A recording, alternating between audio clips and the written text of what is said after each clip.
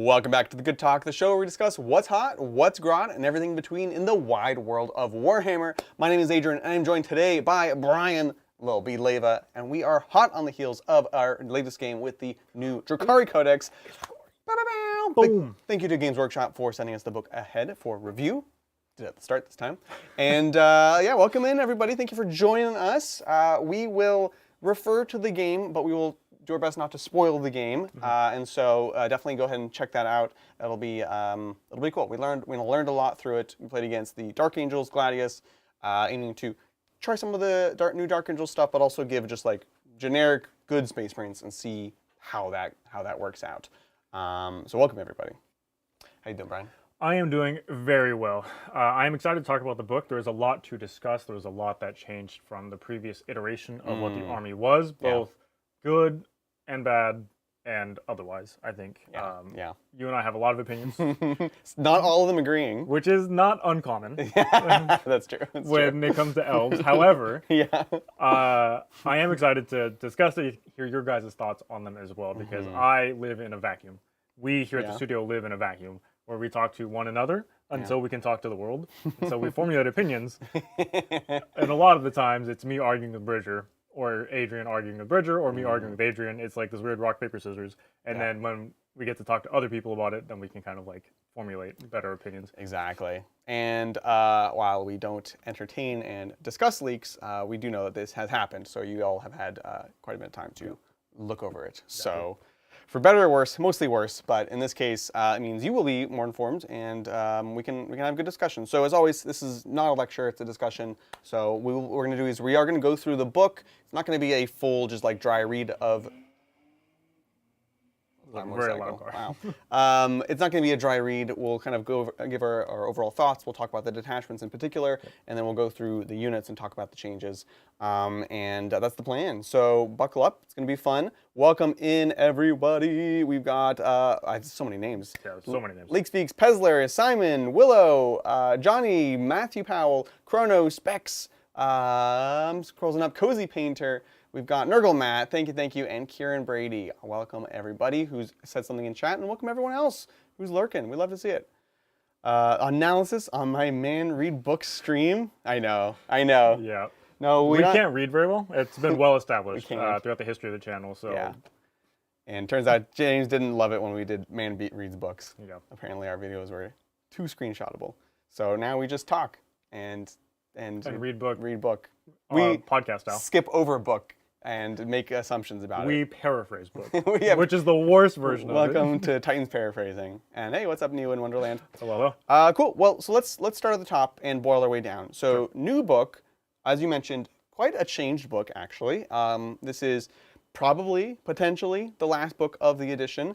And so we're kind of seeing the evolution of the philosophy of 10th edition. Yep. First off, Power from Pain still remains.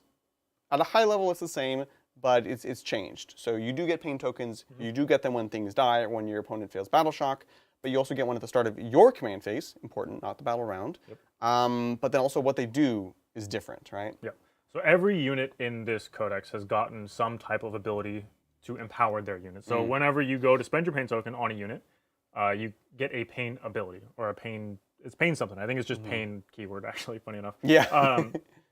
But you get an ability, and they all have different timings. They all have different triggers. They all do something different. No longer is it blanket, spend a pain token, get reroll hits, which I think is a good change for the game. And as the game as a whole, it hurts the army in a pretty significant way, I think. And lost the +1 AP in melee. Correct, yeah. Lost the +1 AP in melee. However, a lot of the data sheets did just get extra AP in melee to compensate. Not everything, but some random things like Rex got extra AP, Chronos got extra AP, like just random things got extra AP, which is nice because it helps when you don't have that extra AP. For a melee army that doesn't have a lot of melee options. Yeah. But yeah, so that's kind of like the high level stuff where you spend a token, you get a cool ability in a particular phase when they go to fight, when they go to charge, when they go to do whatever it is, and then it lasts until the end of that phase essentially, and then it falls off. I think, and overall, I think we like this concept. It's something we've been advocating even for like Sisters as like an alternative for Miracle Dice. So I think this is a cool way to implement it. We don't have to get into the history of Power from Pain, but I think it's really interesting. because it's all bespoke and it can work exactly the way that it's supposed to work for each unit. It does mean there are a lot of rules. That might be a potential complaint is, you know, and it makes sense. If you have a rule on a data sheet that only happens when you spend a resource, well, you don't want to be punished for not spending that resource. This is the thing we've talked time and time again about things like Tyranids, where it's like they shouldn't have to use their thing to be good. They should get better when they use their thing. Yep. And to their credit, that's what they've done with Drukhari. Every unit still has a base rule, a built-in rule, and then they have something that they get on top when they have power from pain. Yep. So they've done everything right in that sense, but it does mean the reality is there's a lot of rules. Every unit has at least 2 rules, probably 3, right? Yeah, so like it's a lot. Every unit has at least 2, like you said. Yeah. Characters generally will have 3. Yep. 3 different rules. Yep. And in my opinion, like, it's cool that they get, like you said, they're getting the rules to compensate for the fact that they're not always going to have the power or the pain ability from power from pain. But at the same time, it just bloats everything so much. Like, and again, I don't want to reiterate everything Adrian just said, but it is true. Like, it just bloats everything so much. And trying to read this as even an experienced player, trying to digest all the information in this book is so hard. Yeah. And for somebody brand new to the game or just potentially getting into a different army from Space Marines or whatever, like they're still fairly new to the game. They haven't experienced many things outside of the faction that they're comfortable with. Yeah. It makes it for a very difficult army to understand. Yes. Fundamentally. Yes. Now, it has nothing to do with the balance of the book, internally, externally, however you want to talk about it. Just from learning it and remembering the rules, it is incredibly difficult. Yeah. And that's something that you'll see throughout today's discussion is this is a hard army to play. There's a lot of discussion of like, is this a good army? Is this a bad army? Whatever. But I think nobody's denying that it's a difficult army to play. Yep. So that's just a fact. So if you're thinking about Drukhari, it's a very cool faction. It's a very rewarding faction if you learn it, but it's definitely not going to be like a pick up and run and gun kind of thing. If you want that, go play someone else. I won't throw shade. Not yet. But yeah, so that's the army rule. The truth is, yeah, less rerolls, good for the game. Definitely reduces a bit of the efficiency in some cases, but they make it up in other ways sometimes. Yeah. So that's that. Let's see. Can attached units include several characters in a given unit? Because if so, that's indeed going to be a lot of pain rules in a given unit. I don't know about, is there an instance of more than one character? No, there's no multiples. You can get an Archon in a unit. It's the same as what you can attach a character to the unit, and then when you go to activate the pain ability, it gives it to both. One token will give it to both if they have the same timing. Yes. So if they don't have the same timing, so for example, witches with the succubus. Yep. Succubus gives you reroll advances or reroll charges. So you can either do it in the movement phase or you can do it in the charge phase. The witch ability is advance and charge. Yeah. Which obviously is in the charge phase. Right. Or it might be when they go to move. Either way, potentially it has different timings. Which means if you wanted to do both and they don't have the same timing trigger, then you would have to spend 2 pain tokens to do both of those things. So a big question also behind this is if you have to spend all these triggers for all these units, do you have enough pain tokens? We've played a few games now, and at first we started with Realspace Raid, which has, we'll see, an excess of pain tokens, had enough. Today, you actually still had, you were a little bit starved in the beginning, but by and large, you actually had more than you were spending. You ended up with like 6 of them, right? At the end of the game, I ended up with 6, and probably would have been. I mean, it would have been. I ended with 6. Yeah. Would have ended with more. And you could have ended with more if I had like made some of the refunds and stuff on stuff like the Chronos. There are ways to get more in the early games as well with things like the homunculus, which I think is going to be pretty important as well. Because we saw that in the beginning of the game. You said I was starved, and I definitely felt that I didn't feel confident enough to go in with my little skirmish units and know that I could do the thing because I didn't have the pain token to support it, or I didn't want to waste the pain token on them and not have it for the next turn going down the line. So I think it's tough. Like, yes, there's enough with an asterisk at the end because it's enough in the late stages of the game, but not really in the early days when you want to trade. And in my opinion, I want it more in the beginning because I need to trade. I need to be able to have my one Hellion squad go out and do a thing, kill the unit for sure, get the refund from the pain token when I kill it. But without that pain token initially, I don't feel confident that they can actually kill the thing to refund that pain token or even generate a pain token. Right. Yeah. So it's very, very difficult. And also there's abilities like things on the mandrakes, for example. The timing of it doesn't align with when you get your pain tokens at the start of the game. Right. So we saw it today that you went first, and I could not use my ability on the mandrakes because I did not have any pain tokens because I didn't get my command phase yet, so I didn't have any to spend, which means I couldn't uppy down to the mandrakes, which is a massive deal. And I know that seems like a really small thing to harp on and complain about, but like it's, again, it goes back to if you can't use your ability, the unit effectively does nothing. Well, yeah. The mandrakes didn't do anything. They're an infiltrating and lone op unit. It's pretty good. Sure, yeah, well, yes. I mean, when you stack all the things on top of it, but like the one thing that I want them to do is uppy downy. Yeah. Infiltrating is nice, but that almost guarantees that they die. If they're infiltrating to stop your scout or to stop whatever it is, like if you wanted to, you could have killed everything that was there turn 1. Obviously, you didn't want to, for whatever reason. Like, No. I know why you didn't want to. But like, point being, turn 1, I couldn't do their thing because of the restriction it made by this new army rule. Yep, exactly. And that's what I'm kind of getting at. Regardless of whether or not it's bad or whatever, it is just what it is. It's just a fact, right? And if you don't have that built into your list in one way or another, then it's just something you have to deal with. You know, someone, Leek was asking, no, that was about complexity. We'll talk about that. Simon is saying, assuming there's a detachment that generates tokens easier. Yes, and also importantly, lets you start with them. So Realspace Raid, which we'll go over in just a moment, does let you actually start with some, just like before. So that detachment can do it right off the bat. And then Homunculus and the other things let you generate more of them. So that is a thing for sure. LeakSpeak says these last few non-loyalist codexes seem to all be much more fiddly to play. I don't know if GW rules writers were getting bored with conventional rules, but it feels like it.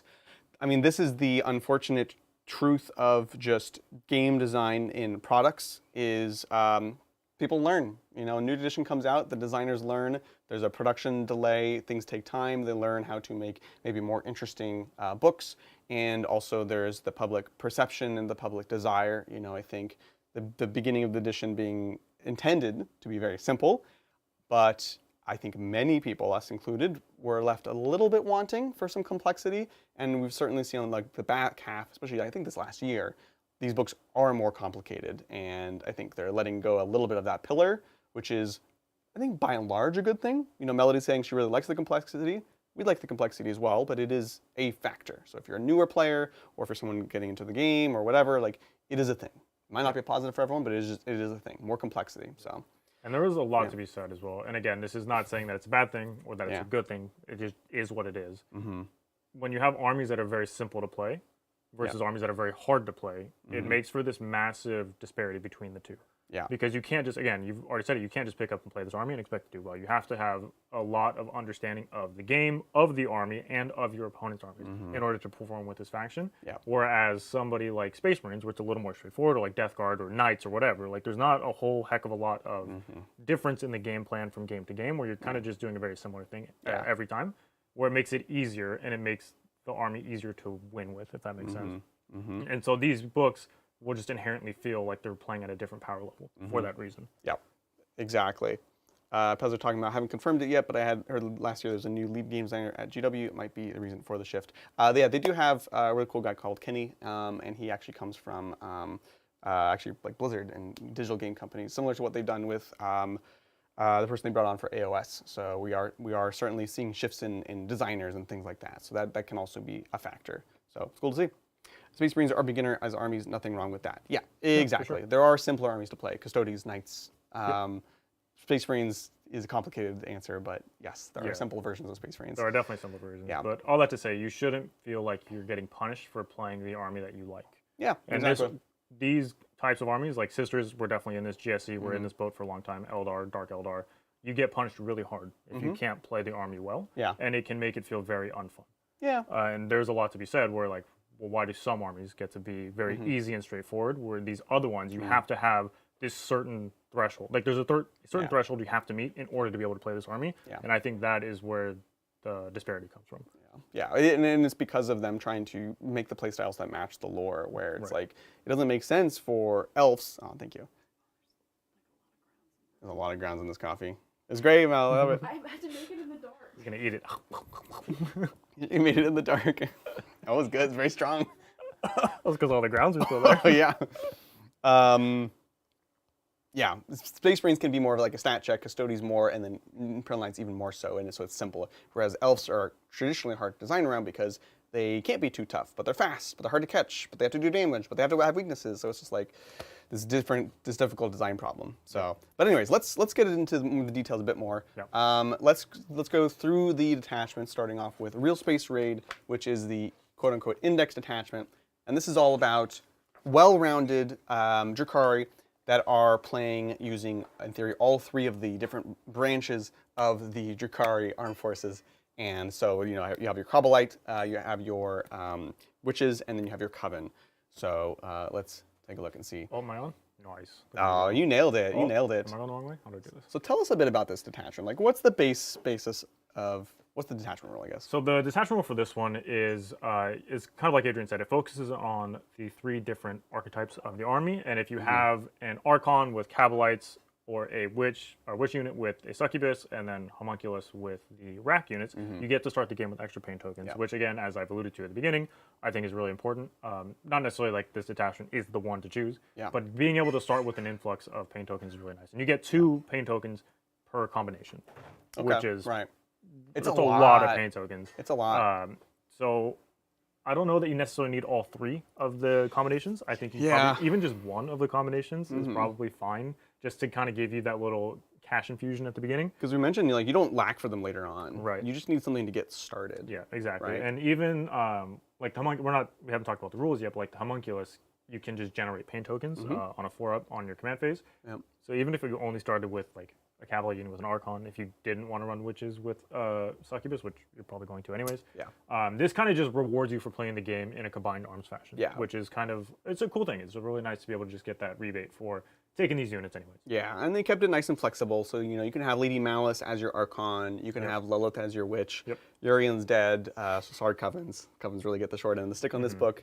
But I think they're all valid. And we'll see. You'll see next week on the pre-recorded, we did take all 3 pairings just to give it a go and see. Yep. And honestly, I think it was totally fine. Even the homunculus and the racks, which were less enthused by, did perform a role and did do stuff. You were, again, flooded with pain tokens. So I agree. You probably don't need all 3 of them. So don't feel like you have to take them if you are going to do this detachment. Just even 1 or 2 will be enough to get started. Yeah. And also, if you do take multiple, like if you were wanting to take witches and Cabalites, potentially just either racks at home or whatever, it also lets you it gives you the freedom to not take a Chronos. Because in my opinion, if you're not taking this detachment, you kind of need a Chronos. And you probably still want a homunculus in your list anyways, just to help generate the pain tokens. Right. But this detachment allows you the option to not need it. Which is because nice. you already start with so many, the refund isn't as important. I don't think you'll need them. Yeah. You have a lot, honestly. Yeah. Let's take a look at some of the enhancements. You've got so this is Drukhari model only, Dark Vitality. The unit's always empowered. Really good. This is really good. We like this on particularly like Incubi unit or Cabalite unit. Then we have Labyrinthine Cunning, Classic. It's a bit different now. This is on Archon model only, command phase. If the bear is on the battlefield, you can do one of 2 things. You can spend a pain token and turn it into a CP, or on a 4-up, you can gain a CP. So it's pretty solid, honestly. Yeah, it's a very good enhancement. I think we're personally not crazy about Archons. At a base, we like them when they have a specific purpose. So you could take it here to get this enhancement, because they don't quite do enough for the points. Yeah. It feels like, you know? Keeping in mind, I guess, I think we're just going to be talking about data sheets as we go through this. So like Archons, for example, your Warlord Archon does not have the Vector anymore. Instead, Lady Malice has that always. And he's a captain now. And there's nothing too crazy, frankly. So we're kind of the opinion. You're only taking them if you have like an enhancement or like a specific role for them. Yeah, enhancement specifically, I think. Like even with them, with Incubi, they still get the reroll. That's their pain ability. They give rerolls to the unit they're in. It's fine. That important? Yeah. Like, yes, but also you could probably do without. Like this list today, it's kind of the Archon one, so there's more reason to run 2. We had 1 generic, we had Lady Malice. Yeah. But generally speaking, we're not rushing towards it. I have Spite. This is a cool one. +1 attack, +1 AP. And then when you're fighting with a unit, you can spend a pain token. This is not empowering, it's separate. You can give another +1 attack and another +1 AP. This is only to the bearer, so keep that in mind. But it is good. You're getting a lot of AP and a lot of attacks on a basic succubus. Yeah. My only problem with this, and again, it's mitigated just by being in this detachment, is that it's, like you said, it's not empowering the unit. So you would have to spend 2 pain tokens in order to do the combination to get the rerolls and then also to activate this ability. But again, Realspace raid, you start with potentially 6 if you wanted to start with 6 pain tokens, so it helps to mitigate it a lot. But if you're like running low because you've activated a bunch of abilities, you failed to kill the stuff you're trying to kill, it makes it a little less appetizing for this. So this is one that, like, if I had points left over, maybe, but I'm not going to go out of my way to get this one. And important to note, the Chronos, that refund we talked about, only works on empowering, so it would not work on this extra pain token. So another reason that, you know, decide if you need a Chronos or not, basically. It's going to take some practice. Crucible of Malediction, homunculus only. This one is so bad. This is such a bad enhancement. So whenever you look at the enhancements for everything else, and whenever you look at the Covenant ones, they're always like just worse with more hoops. So once per game, in your shooting phase, the bearer can use this enhancement. You can spend a pain token, then each enemy unit within 12 must take a battle shock, -1 if you spent the pain token. And each time a Psyker unit fails that test, it suffers 3 mortal wounds. Honestly, just get rid of that last sentence. Yeah. Or that last half of the Psyker part. Get rid of it. Yeah. And it's like, it's whatever. I mean, yeah, the single burst of a bubble of battle shocks is kind of cute because the only way to make battle shocks work is in mass. Yeah. But like, it's like once per game, short range, spend a pain token, because I think you also have to spend the pain. You have to spend the pain for the -1. Otherwise, it's very. Otherwise, very it doesn't swingy. matter. Yeah. Yep. So it's just like. And then it feels like the Psyker bit at the end was just like I know. Yeah. It's for lore reasons. Right? Yeah, of course. But like, it just feels like such a. Oh yeah, whatever. Here's the extra rule for the Psyker thing to make it fit the lore. It's just so weird. I don't know. I'm not a huge fan of that one. But the other 3, genuinely, I could see taking. Dark Vitality, you're always going to take. That's like the auto include in this one. Yeah. The extra CP for getting rid of pain tokens, I think you'll probably take that one as well. And then Eye of Spite, maybe. Yeah. Depending on your points and if you have a character to put on. If you don't have a character to put on, I would not go out of my way to get this character to put it on. Yeah, exactly. Especially because Succubus are still only 1 damage. Yeah, the only 1 damage. And that feels bad. Yeah. So they are very cheap, but you come less cheap with the Eye of Spite, right? So that's a trade-off. Yeah, that's a thing. Grey Knights, yeah, and Thousand Suns. Yeah, it's cute. You know, like, I think, again, if you're taking this, you're taking it for the main ability, not the Psyker thing. So, like, at least it's only upside, but it's weird. Thank you, Siegers, for the super chat. Thank you. They say, looking at the new Marine detachments, is it time to bring back compliance supplements? With Ultramarines getting the new Honor Guard, is it time to allow more bespoke datasheets for baseline chapters? Compliance supplements and bespoke datasheets. We've kind of seen that a little bit, right? Because the Black Templars did that just now. Like they did with their Reapers. They have very specific tanks that they can take that are not the generic Space Marine ones. So they have shown that they're willing to do that. Now, if they're willing to do that for every single Space Marine chapter, I'm not sure. I think that would add a lot. I know it doesn't seem like a lot, but it would add a lot to just the overall balance of the game, right? Like there's a lot more in that than just adding a couple of data sheets. Yeah, because it's the classic thing of like you're struggling to beat having some of these great data sheets. Like, I mean, now, so they, in a way, I agree. I think we're seeing versions of this even now where they're like, okay, here's these new characters for these chapters. Here's these bespoke things like that. And that's pushing us towards like what the Black Templars have and things like that. Whether it's enough, sometimes, as we're saying, but it's hard to replace just having bespoke good units that are a reason to take something, take a certain chapter. So I think it'd be cool. I've even been down for like modifications off of normal units. Like these are the Imperial Fist heavy intercessors, and they do this thing better, and that's why you're gonna actually take them. Yeah, they move 3 inches less. Yeah, and that's all they do. Yeah, exactly. Right. Thanks. Thanks. So, Spec says, LOL, teachers bringing up Space Marines in Drukhari chat. It does feel intentional. It's par for the course. Hey, this is today's Lions Day, okay? So that's that. Let's go through some of the strats. You want to kick this off? Yeah, so the first one we have is Insensible to Pain. It's 2 command points, and it targets a homunculus unit, or a Coven unit. So it could be a Talos or Kronos or whatever. But it gives you -1 damage. It's good. Very, very good, except 2 command points. Ooh. It's very expensive. It's a lot. And I think it's only shooting phase, correct? Shooting, no, or fight phase. Shooting or fight phase, yeah.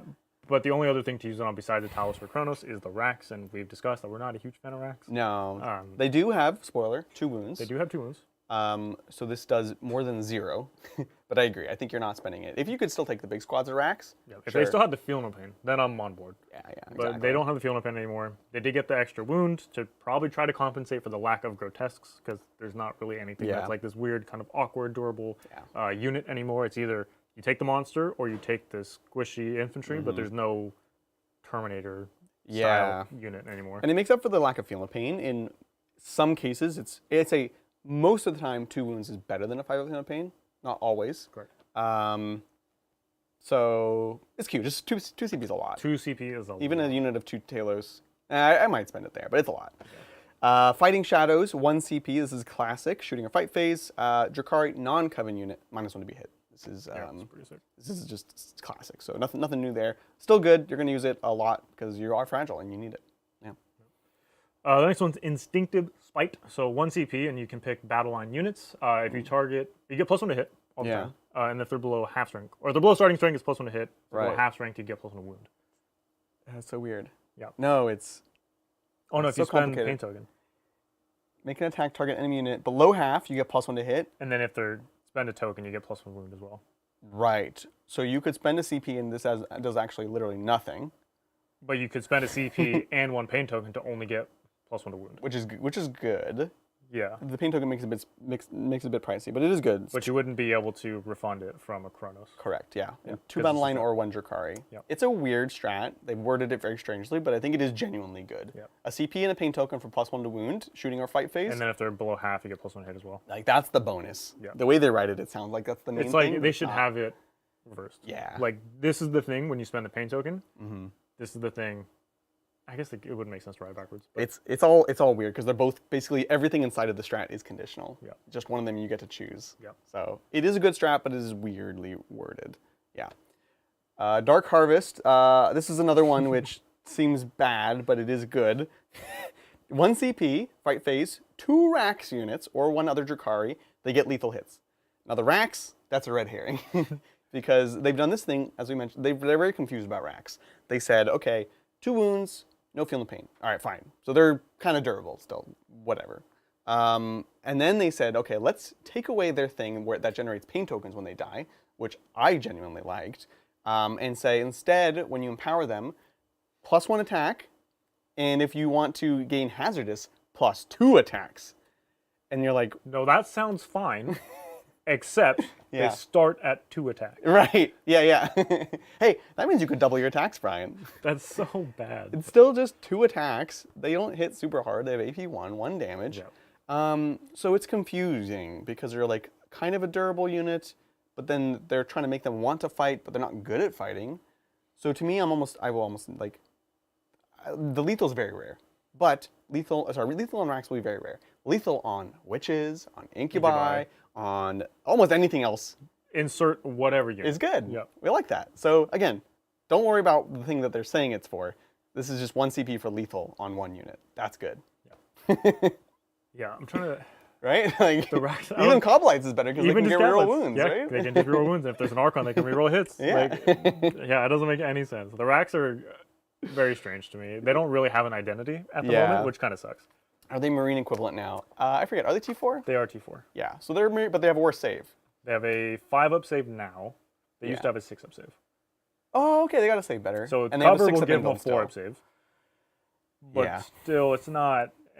Maybe you sit them on your home objective. Maybe you find your expansion objective and sit them there behind. Because they're still battle line. They're OC2. I think they're fine. I just think they're confused. They are very You confused. know, like, what does GW want them to be? Yeah. But I genuinely think they're okay to take, which, yeah. You'll see when we play them next week. I don't know how we're gonna. Yep. Yeah. Yep. Anyways, what's next? Eager for the kill. So this is 1 CP and it's at the start of your movement phase, and you can select 2 witch units or 1 Drukhari unit. Now, obviously, there's a trend for this detachment where it's 2 of a thing or 1 of a different thing. Right. So this is the witch one. So until the end of the phase, whenever you go to advance, you don't make an advance roll. Instead, you just add 6. And then you can't stack that with Reavers, because Reavers, their pain ability is just an extra 8 inches to their move. Yeah. So they were like, hey, we can think about things in the future every now and again. Yeah. Let's not let Reavers move an additional 14 inches. Yeah, Let's that would be not a bit do too that. crazy. So plus 6 inch move instead of rolling the advance. So that's real good. Yeah, just especially with like the Raider ability to disembark 6 inches. Yep. And then you just use this auto advance. It's great. Pretty spicy. And here the 2 units is actually good. 2 witches units, pretty fantastic. Yeah, because just 2 witches getting out of Venoms even. Mm-hmm.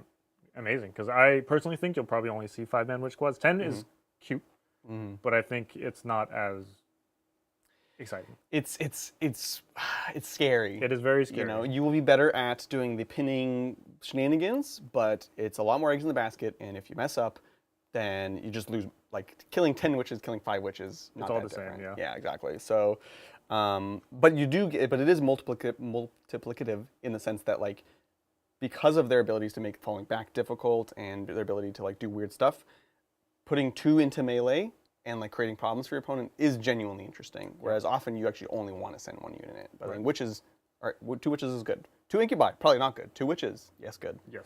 So that's a cool one. Raid and Fade, this is your classic fire and fade. Shoot and scoot. Shoot and scoot.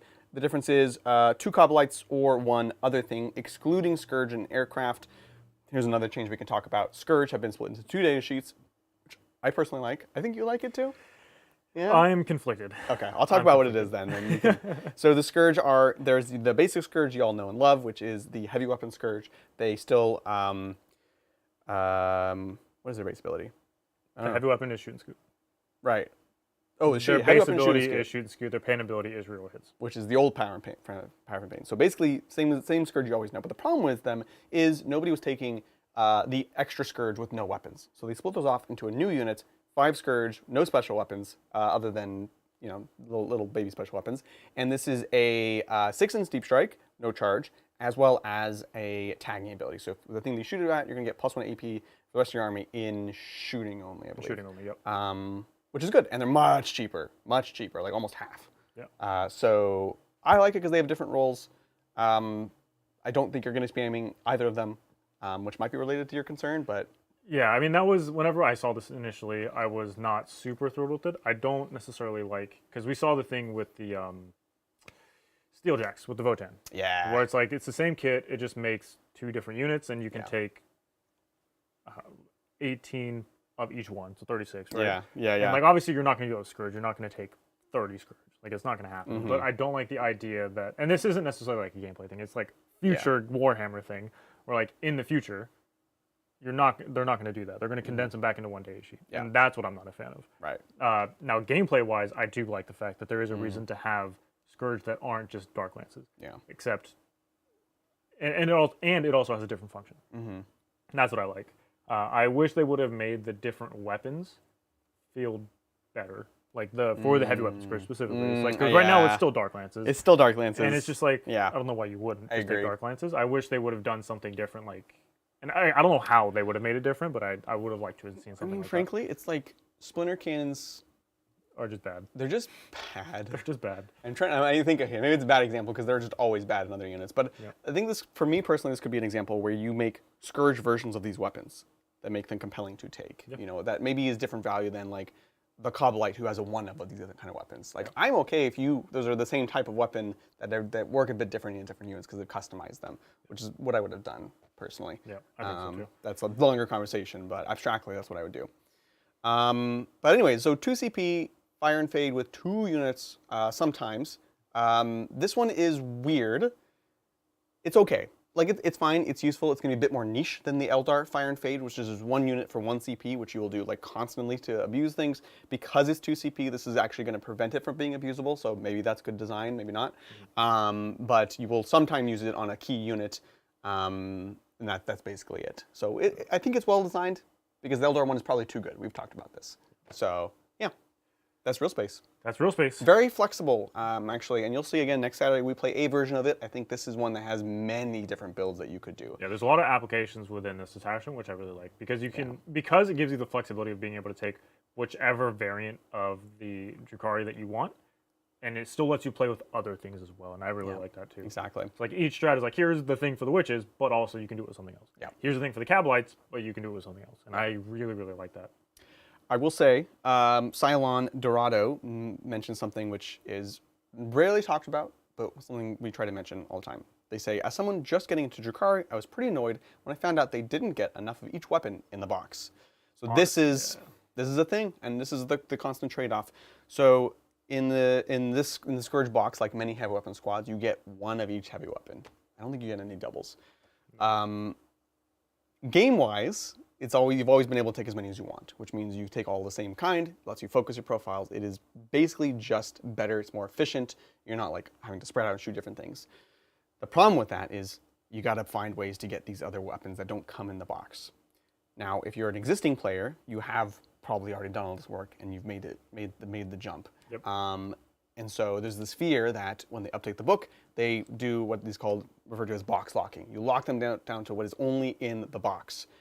And that's something that people who are already playing hate, because now they have to change everything. It is pretty much always objectively worse. However, this case is the non-box lock version is really hard for new players, because you can't just buy this box. You have to find a way to like buy more boxes or get bits or 3D print them. It creates problems. So I just want to highlight that, because I think we often complain about box locking as people who are already invested in these armies, but genuinely it's not good for everyone to not have these box locked, and we want to have new players coming into the game, coming into the armies. So this is one I'm genuinely surprised it didn't get box locked. I'm kind of shocked, yeah. Because for this exact reason, that people are having to source them other ways. Like, it's very difficult to actually make this unit function. Because even if you wanted to go Haywires instead of the Dark Lancers, you want to go Dark Lancers, you wanted to go Splinter Cannons, just for whatever reason. If you wanted all the variants of these weapons, so that way one squad could be whatever it is that you want it to be for that particular game, you need 5 boxes? Or no, 16 extra models. Yeah, it's more. That's insane. It's so much. For one squad of 5, you need 16 models. Yeah, exactly. Yeah. That's insane. So yeah. Or wait for next year's refresh. I don't know. I feel like if they were going to do a refresh, they would have done it. I think random models are always possible, but I don't know. Yeah. Especially since they just did them. Like I could see them doing, like, if we're like, 11th edition someone will get a big full refresh. I would doubt it's one of these last codexes. It has happened, I feel like, but I don't know. I'm skeptical. Anyways, we should keep going. We're rambling. I like that we're spending time on it, but we'll be here for literal years. For an hour, yeah. So the Skysplinter Assault Force. This is actually not a Grotmus detachment. This was a Drukhari really need rules detachment. Yes. And we can go fairly quickly in this one because it is the same in almost, if not every way. It's a very cool detachment. It's all about being in boats, which is what Drukhari is all about. The biggest weakness, of course, is if someone kills all your boats, you have no more rules. That is a problem. But with that problem aside, I love this detachment. It's super fun. I like the army rule, so it's really cool. Like, ignores cover when you get out of the boat, or lance for the melee units when you get out of the boat is really, really nice for things that don't have necessarily good strength sets. Now, Incubi did get better because they're strength 5, but I'll tell you what's better than strength 5. Strength 5 with lance. Way better. It's so tasty. I can't wait for us to try Wounding this. Space Marines on 2s? You know how long we've been waiting to do that without needing Drazar in this squad? It's insane. They finally did it, folks. Incubi back to strength 5, which is what they always should have been. Ridiculous. So it's exciting. Yep. So this detachment, you get out of a boat, you're going to be getting lance with your melee and your charging, or sustained. They also get ignore cover. Just ignore cover. Just ignore cover. If you get out and you're shooting. Yeah. So, totally fair.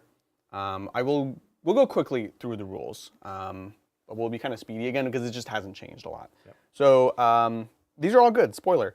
Phantasmal Smoke enhancement, Drukhari only. While they are wholly within 6 of a Drukhari transport, the unit has stealth and cover. So that's pretty cool. I could see this with, it's mostly for Cabalites, right? That's what we're talking about here. Yep. Who did get better. They did get better. Sadistant Fulgrim, Drukhari model only. Each time you spend a pain token to power this unit, you pick a transport within 6. The transport gets to reroll hit roll. Actually, this one I don't like as much. That one's pretty bad. This one was good when it was a Tantalus. Yeah. Never mind. That one still sucks. Spiteful Raider, Drukhari only. When you kill an enemy unit in the fight phase, if they were within range of an objective marker, you gain an additional pain token. This one's annoying because you didn't have the objective marker requirement before, so it's only worse. Yep. I'm not excited about that, I'll be honest, because you're probably going to have to spend the pain token. Like, you'll net 1, essentially, which for how... I don't know what the points are on it, but I'm sure it's not really worth it. Yeah. Because it's also a generic character that has to take it. So that's your slot on your Archon or your Succubus or whatever. Yeah, you're like not taking this on Lilith or Drazar or Master Blades. So, yeah. I think, it depends on what the list looks like and the points. Yeah. And then the last one, so I feel like I'm finding most of these are actually not amazing. But The last one is actually the this one. is the good one. Yeah, Nightmare Shroud. No Overwatch on turn you come out of transport. Big Fantastic. deal. Elves, very fragile. Don't know if you know them. Never would have guessed. These guys doubly so because they don't have agility tokens and stuff like that. But so that one is great. You're always taking that one. The cover and stealth I think is more interesting than ever. I liked it before, even with like Incubi, because you're you will sometimes be caught out in the open, or you need to hold an objective. So that's not bad. The rerolls on the boat, not a fan, and the Spiteful Raider is like only if you have the room for it. I wouldn't say it's bad. I'm not running out to take it. Yeah. And then you want to talk about some of the strats? Yeah. So Vicious Blades, again, it's all very similar. So 1 CP for one of your units that. I'm just gonna read it. Sorry, I'm trying to like paraphrase as I'm looking at you, and I'm like not. No, yeah. Anyways, so in the fight phase, after a transport has selected its targets, that transport, after the transport has fought, select one enemy unit that was target or of one or more of those attacks and roll dice for each model in the transport, adding 1 to the result if it's Rax. Oh. And then it's tank shock, but not tank shock. Someone had said that the best use of Rax was the extra attacks in a Raider, which is honestly pretty fair. This is good. This is genuinely good. It's fine. It's like, good. You're gonna 10 dice. It's 10 dice. on 4-ups too. Because it's the Rax. 4s with Rax. Yeah. But it caps at 6. You could also tank shock too. So like you could actually do not an insignificant amount of damage. Yeah. And if it's not Rax, if you want an actually good unit like Witches or Incubi, it's still 10 dice on 5s. Yeah. And you're safe in there. I think it's It genuinely could good. also just be a Venom too. It doesn't have to be. Yeah. Although it's less. I dice. like it because it's based Obviously, off the less dice. models. Yeah. I like it less on a Venom, but I mean So Rax and a Venom. Anyways, there's different combinations. Obviously, we could talk about every permutation. Yeah, that would be real bad. Probably wouldn't. Yeah. I think the strat's good though. Wraith-like Retreat, classic, end of the fight phase, 1 CP Drukhari Infantry. If you're Witches, you can just move. If you are anyone else, you get back in a transport close to you. Fantastic. This is amazing. This lets you do Venom-like abilities in a Raider, which means you can have bigger squads. It's so hard to get big squads of Witches or Incubi to do a thing and not immediately die. This detachment can actually do it. Yep. Again, notice the need for the boat here. Yeah. The next one, 1 CP, Pounce on the Prey. This one I like a lot. So you can move the transport, get the unit out of the transport, and then still be eligible to charge with that unit that disembarked. You can't advance the transport, but you can just move your 14 inches, get out. So now you've gained 17 inches, and then you charge afterwards. So you have a 29 inch threat range from any of your boats. Even 20 inches if it's a Raider with Witches. Yeah. Really far. That's really, really far. That's an amazing strat. And you're going to, that'll be the reason to take this detachment, I think, with things like Wishes, for example. Because again, 20-inch move on Witch and then charge. Great. Your home objective is literally never safe. Yeah, precisely. It's crazy. And you have units like Incubi that don't have advance on charge, so you deliver them. It's awesome.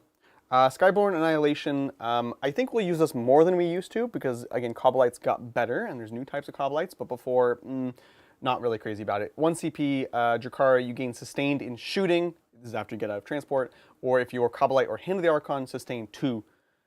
I almost never used this before. I will use it slightly more often, but I think I'm prioritizing the other strats. It's weird for me that they give it sustain 2 on Hand of the Archon. Yeah. They already have sustain. Like, I'm not spending this CP. And it, like it's because it's their pain token that gives them sustain. Right. Which it just doesn't make sense. Like I don't know. It weird. seems like these kind of are at odds because you're going to use one or the other. You're never going to stack these abilities together. Yeah. So I guess if you don't have pain tokens, you can use CP instead. Yeah. Sustain 2 is good. They have a weird loadout. Yeah. And they don't reroll wounds like regular Cabalites. Right. So in some ways they're actually worse, even though they're elite version. But... Yeah, on paper they feel like they should do more than they do in practice. Yeah. At least from what I've experienced. They're a weird unit. We're going to keep trying them and see. Yeah. But, thank you, Matthew Powell, for the super chat. Appreciate it. Thank you. Is there pictures? Please tell me there's great pictures. One of these days you'll have to rank all the codices based on fluff. I mean, the pictures are great. I don't know how many new pictures there are. We can do a quick flip through. Let's see. Oh. A lot of model shot. Model shots. Model shot. A lot of glare. Model shot. Okay. Cool. That's a pretty sick Hellion picture. Yeah, that's a sick. Actually, that's pretty sick. Awesome. Nothing new, but it's cool. Yeah. Reavers are so sick. Yes. All right, let's see. What else? I feel like these are... Oh, that's a model. Those are models. Oh, that's cool. That's pretty sick. Drazar. Wow, that's awesome. Master Blades. So sick. And he's fighting scorpions Right. too. But those are models. Oh, that's wild. Oh, so I don't sick. know what's new versus what's old. Like it feels like all of this is old. I think this is all old. I don't know if I've seen the Draz one, but even that could be old. I'm sure most of this is old. I can't Yeah. imagine any The of it's, cover's like, new. fairly new. Finally, I think we had 2 of the same cover, two books in a row. Like that's but, pretty sick. Yeah, that's super cool. Rax fighting Tyranids. The Tyranids are a little horned up and win that fight. They're both trying to take each other apart. While you're going through the art, Quilda, thank you for the super chat. They say, Lil B, are you still going to play them before you head out? Which is in line with someone else was asking if you are just going to play Drukhari on the channel from now on. Today was my last time playing, not forever, but like the last time. That's it. For the next 2 weeks that I'll be playing them because we're going to be at LVO this week coming up, and then following that I'll be in Tennessee for a week. Yeah. So. Although you will see him play the next Saturday. It's just we've already played that. Yeah. It's in the past, but in the future for you guys. Got it back. But I get to steal it for a little bit. But this does mean, obviously, there's a lot of Drukhari to be played, so we'll be able to get them into the rotation. Especially if people show up in force and are excited to see them. That's what it comes down to. But yeah, it'll be nice. Since there's so many more ways to play Drukhari, we can really get them in the mix. So there's your art review, Matthew Powell. Yep. Cool. So rounding out the strats here, we've got Swooping Mockery. So this is a reactive move for your transport. An enemy ends with a 9, they get to move 6 inches. It's good. It's pretty good. Yeah. It's really good. And then finally, Night Night Shield! Shield! Classic. 4 pinball, baby. Oh, so good. Someone goes to shoot a transport. You're really missing it, man. I miss it. I'm missing it so much. It's so good. Just give me 5 up pinballs. I know. It's not crazy. Just give me 5 up pinballs. I know, right? Poor Night Shields. So 4 Pendulum. So again, overall, basically all of these are fantastic, except for the sustained. The biggest trouble is just the boats. You know, we were just discussing with Vino. Boats do add up in points. They are not cheap per se. It's hard. It's a hard thing to balance, but that's the biggest weakness of the detachment. Always has been. Always will be. But we've discussed this. Many of the data sheets are improved, so be curious to see just better raw data sheets with this. Now, we do suffer from the lack of extra AP, which we used to have, and the lack of rerolls, because again, I really like playing this Incubi heavy with Archons and Drazar and stuff like that, and those were more of a side grade of a unit than just a purely upgrade unit. So, but I think Witches are now more interesting to play in the detachment. So the list probably shifts a little bit, cool things to try out, but the detachment itself, basically the same. Sounds like we love it. Overall, I would say we are excited about this book, and overall we think that it has a potential to be powerful. So if it's not clear, we think it can be powerful. We do think that it's going to be hard to play though. So that's why we're trying to like caveat the heck out of this. That's just the fact of it. This is the detachment I'm most excited about. This is your favorite one. Yeah. Witches get drugs. Witches get drugs. Spectacle of Spite. I love the alliteration. It's so good. That's right. So we've seen the Realspace Raiders, the Skysplinter Assault, and now the Spectacle of Spite. Let's take a look. So we've got drugs back. This will look very familiar to you long-term Drukhari players. So the way this works is at the start of your command phase, so again, if you're going second, you don't get anything in bidding, which is mostly fine. You can either pick drugs from this list, or you can roll on them. I guess we'll pull this up. If you pick them, you can never pick the same one again. If you roll them, what is it, roll 2? It's roll 2, but duplicates don't let you reroll. Right. And you can repeat them again? You can repeat them if you roll it. Okay. Which is kind of a classic trade-off that you've always had with the drugs. And they are as follows. Let's see if I can... +1 attack. +1 attack. Is that Adrenalite? That's Adrenalite, yep. Perfect. I'm going to cheat. Oh, you're going to cheat? Enhance. Nice. Oh, this is nice. We should have been doing this the whole time. The whole time. So Adrenalite +1 attack on your Witch Cult units. Hypex +2 move. Serpentine? Serpentine? No, there's no E. There is no E. Serpentine. It's like a tin. Serpentine. And it's got a little snake in it. +1 weapon skill by Witch Cult. Painbringer, +1 toughness. For Witch Cult, Grave Lotus, +1 strength, as always. And Splinter Mind, which is good. It's good because this is the +1 BS, but it's also +1 leadership. So this is the one that is most likely to be a dud because witches don't shoot much. You do have the jet bikes, which have heat lances. They shoot well. The Hellions actually have good shooting. But I think by and large, you're not really hoping to get this result. The leadership also could matter as well, just because across the army, everything basically went up to leadership 7. No longer are they leadership 6. Yeah. So it could help with that, I guess. It means but, it's always generically doing something. Right. It might not be the best, but it's not like creations of bio rolling +1 BS. yeah, where it literally does nothing for you. Yeah. So all these are great. Of course, the 6th one is the dud, but everything else definitely has a place for sure. And these are actually the same. It's the same chart as what it used to be, which I absolutely love. I'm here for it. Same names, everything. Yeah. And it's good enough because there's only one like dud. I think rolling 2 is gonna be perfectly fine. Unless Just don't roll double 6. Double 6 would be so bad. That would be real. Bridger can depressing. never play this army. So let's dive into the enhancements. We've got pharmacopex. Pharmaceutical. Pharmacopex. Pharmacopex. And this is basically this succubus unit gets extra drugs for their unit, and it won't stack if you already have the same result, but you will get it in addition to the other results. So this is cool. Helps make generic succubus better. Yep. Next one, Chrono Shard. Once per game, fight first. Fantastic. Pretty good. Fantastic. This next one I think is essential. Periaptive Torments. No Overwatch. Again, Elf's Fragile. Which is doubly so. So that feels great. And then the last one is the auto take one, Morgana's Curse. This harkens back to last edition. Succubus +1 AP, +1 damage. That's a very big deal. Succubus are only currently 1 damage base, which again makes them feel very awkward because they don't really have like a good role, in my opinion, outside of this with the +1 damage. So now they can actually skirmish with things like Space Marines. I think the bottom 3, there's a very strong argument to find a way to include all 3 of these. I don't know which one I would not take, honestly. Like, fight first is really important, but theoretically you'll be inside your transports anyway, so that might be the one that crazy as it is to say this, that might be the one that I leave at home, just because I'll be in a boat, I get out of a boat, I do my thing, I'll be dead no matter what I do. I agree. I think Specs was mentioning the same thing to me this morning, and I think I agree. I think if you are willing to just get good, then you take the bottom 2. I think Chrono Shard will help you when you get caught out, but if you can just play better, then it's the first one I would drop. Yeah, especially because you already have fight first on things like Lilith. So if all you wanted to do was just protect an objective behind a wall with the fight first to make it so that you can't be shot, if they want to charge into you, you're going to fight them before they fight you. You have Lilith to kind of fill the role. Now, I wouldn't waste the Lilith to do that, but it's similar to the way that Banshees are for Eldar, where they sit in objective, babysit units, they have fight first, so you don't really want to charge them. But yeah, I think that's the one that I leave at home for sure. Absolutely agree. Let's take a look at the strats. Was the book gonna fall over? Maybe. Looks good. Berserk Fugue. Just gonna hold it. What'd it do? Berserk Fugue. So this is just after your opponents select their target. Obviously, all this is Witch Cult. So witches, Hellions, Succubus, whatever. Until the end of the phase, each time a model in your unit is destroyed and you haven't fought, you can just fight on death. Classic 2 CP, fight on death. And it's guaranteed because it is 2 CP. It's good. Another reason you might not necessarily need fight first, because if you get stuck out, you can at least fight. So it's good. It's fair. Totally normal. Deadly Debut, 1 CP in the fight phase. Pick a Drukhari unit that is not charged yet. Oh, that's funny. I didn't realize this was charge phase. Okay. They're going to get lethal hits, and then if they're a witch unit, they're also going to get +1 AP. Amazing. Fantastic.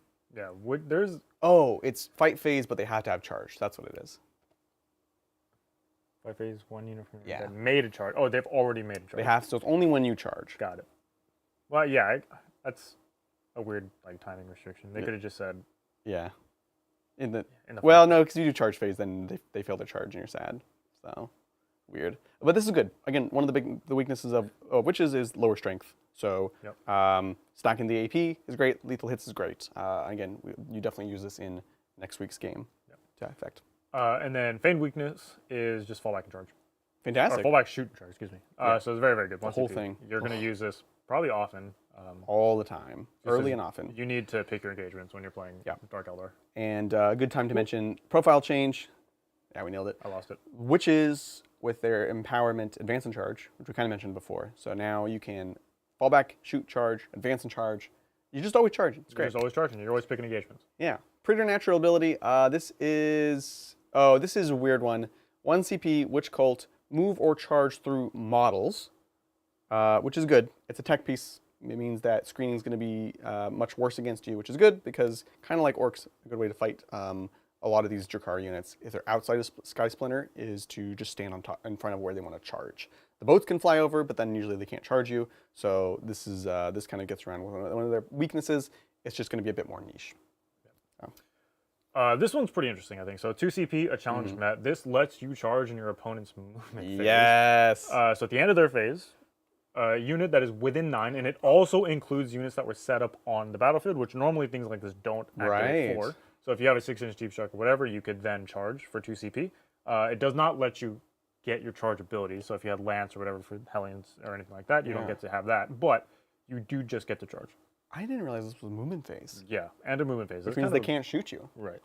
That's really, really strong. Whoa. It doesn't mean they can charge you, but... Yeah, but you're charging them in their movement phase, so you can shut down like a shooting unit, for example. If you have Lone Op on the table, I don't know where... The only Lone Op actually is just Mandrakes. Yeah. But if you have things like maybe a Solitaire... Oh, I guess that's not the detachment. No. Never mind. You have weird, force them to come close, or if they just want to grab objectives, frankly, you go out. That's super interesting. Yeah. Wow. There's a really weird timing on this one. Yeah, 2 CP is a lot, but this should be 2 CP. This should not be 1 CP. No, for sure. Especially because of the 9-inch range. A lot of the ones we've seen like this are 6 inches, yeah, like the Space or even 3 inches, going to 6 conditionally. Yep. So very cool strat. Very, very strong. And then finally, acrobatic display, pretty necessary. 5 up invuln for a witch cult unit in the shooting phase. They're very fragile otherwise. So this is a great ability. You're gonna need it, unfortunately. Yeah, for sure. So the detachment is great. It's got a lot of cool things. I think it is one of the stronger ones. It will have the same weaknesses, if not more so. Yeah. Very, very fragile. So you're gonna have to play on your tippy toes, young witch players, because you'll die real fast. Yes. I think, it's a theme that's repeated across the book. Every time we talk about something, the turn that you go in, you need to make sure that you do everything that you set out to do. Yeah. Because even if you fail one of those things, you're going to get punished severely for Exactly. it. Because again, this book is Eldar, but not really Eldar. Like they play so differently. You don't have all the same movement shenanigans that Eldar does. You do have some. Yeah. Obviously, we've talked about some, but not the same by and large that Eldar does. And you generally need to get in there, you know? Eldar can sit back and shoot from across the table. You can do that, but you also need the melee to kind of compensate for it, because you have a lot of really high value shots, but you don't have a lot of volume in shooting, whereas Eldar has both. Yeah. So you need to supplement your shooting with melee, and it's not like the best melee in the game. You have, it's really weird. Like you are good melee, you have good melee units, but they can't really do the job by themselves. So you need the shooting to back it up. The shooting is really good, but it can't do the job by itself. So you need the melee to back it up. You know what I mean? It's the death by 1,000 cuts. Yeah, it's very, very strange. For better or worse. Yeah. So again, this is one I'm the most excited about playing. I'm going to be playing this Tuesday. Come on by, see me mess it up, and then get killed by Bridger. It'll be great. Checking in on chat. Thank you, Matthew Powell, for the super chat. They say, would you say this Codex is a good example of Codex is moving it forward into 11th edition? And are we going to see a more complex game? Complex, not complicated. So true. I mean, 11th edition is a big, big ask for us to extrapolate. But, I mean, I think, yeah, it's part of a shift for sure. And I would assume we can see it go. Actually, you know what? I will extrapolate into 11th, because I've been saying this since the start of 10th.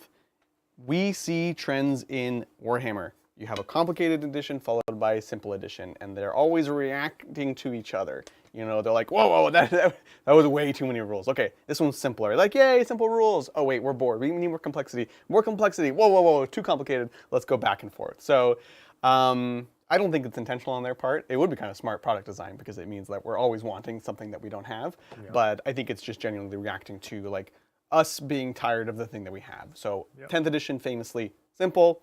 And now I think we're already moving towards complexity, and I think 11th will be a more complex edition, and we are seeing that trend. So I take it back, actually. Yeah, that is my answer. I know, I agree 100%. Yeah. And it's going to be like every 3rd edition is a new edition. Yeah. Like, really, 8th to 9th wasn't really new. Yeah. 9th to 10th was new. 10th to 11th will not be new. Which is what Neo in Wonderland is saying right now. Yeah, it'll be a 10.5, but we think it'll be a 10.5 with complexity. Like, same base rules, which remember is quite different than the 9th. So, yeah, for sure. Yep. All right. Yeah, we just finished Spectacle Spite. We're just going in order, and we're kind of doing data sheets along the way. We'll catch a couple that we missed, but generally we're talking about them as they're relevant. So, we talked about all the good stuff. Now let's talk about the bad stuff. Well, there's still one more good after this. We just got to talk about this. Oh, one there's first. one We got to more get to That's the right. first. We gotta eat our. Oh my gosh, this is real bad. Here, let's grab the thing we're using to prop it up. It's definitely not a nasty dish Paint rag. Bad paint rag, that's true. So, Covenite coterie. I love covens. I think they're cool. But I think this detachment is not. Yeah.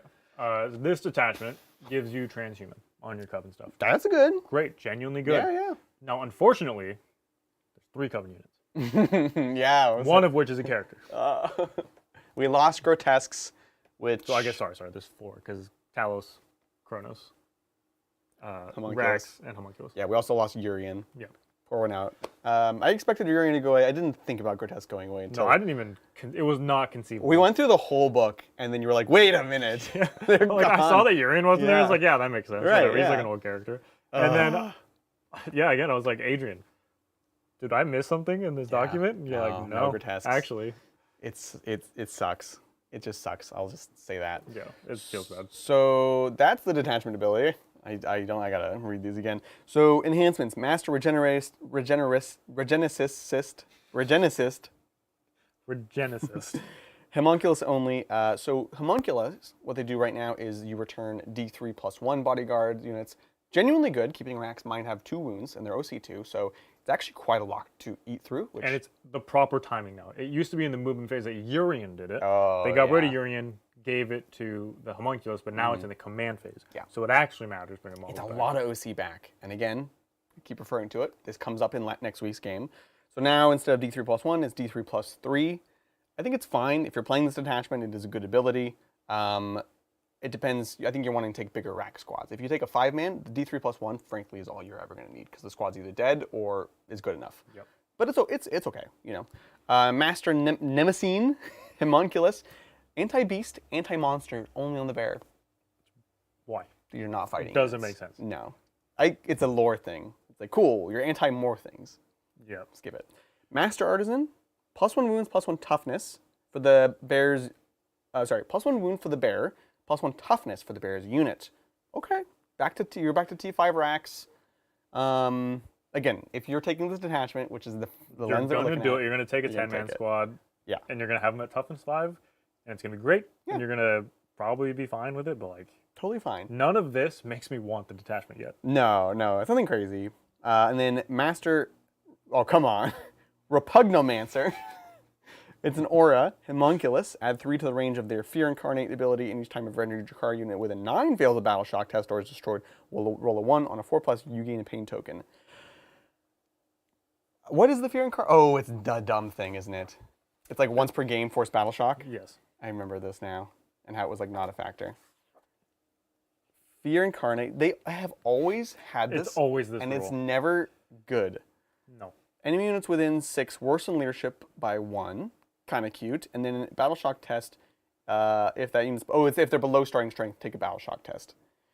That's fine. I'm not trying to extend the range on this. I don't really care about that. I guess on the points on it. The only 2 that are even worth thinking about is the extra toughness and then potentially the more models on the revive. But everything else... I could see taking 2 big 10-mans, again, because you don't have many units, and you give them those. Yeah. I don't need extra pain tokens. No. Again, we're going to take Kronos in this detachment.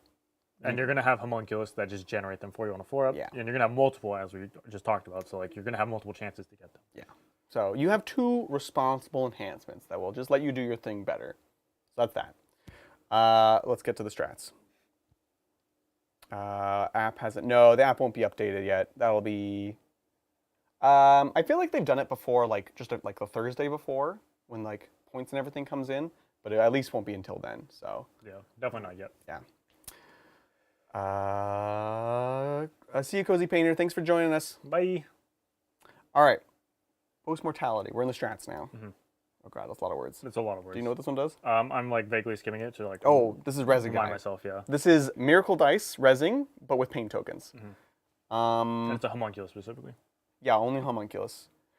So you spend 1 to 3 pain tokens and they get back up with that many wounds. Yeah, I mean, it's fine. It's a good thing to be annoying and then have a character do something afterwards, so it's okay. Yeah, I'm not super excited for it, I'll be honest. Like, it would be cooler if you could still revive the bodyguard unit after. Like obviously they're all That dead, would so you be- can't do yeah. it. But that would be like the only reason I would be excited for this. Yeah, I just see it as like a little extra character. Yeah, they're just trying to make Urian. You're trying to make Because Urian. Urian just stood back up. Yeah, And exactly. he had these rules, the reviving models Yeah. and stuff. They're just trying to let you have Urian back. When you want a little action monkey that's like kind of in the mid board and they've just killed your unit, then you'll do it. But you're not going to be doing this like all the time. Certainly not every time a No, definitely not. homunculus dies. Symphony of Suffering. 1 CP in the fight phase. Oh my god, there's so many restrictions. You have to kill a unit, and then everything within 9 of that unit takes a battle shock test, -1 if your unit is Covens. which you kind of have to be. It's so specific. This is the thing. This is what they've done to Covens, this book. They say, here's more hoops. You got to jump through them. Yep. It's just not fair. Poisoner's Art 1 CP fight phase. After Homunculus Covens unit have fought, select an enemy unit, not vehicle, that was hit by the unit. They are poisoned. This one's actually kind of cool. This is the Fulgrim style poison. For the rest of the game, on a 4-up, they take a D3 in each player's command phase. This one's actually cool.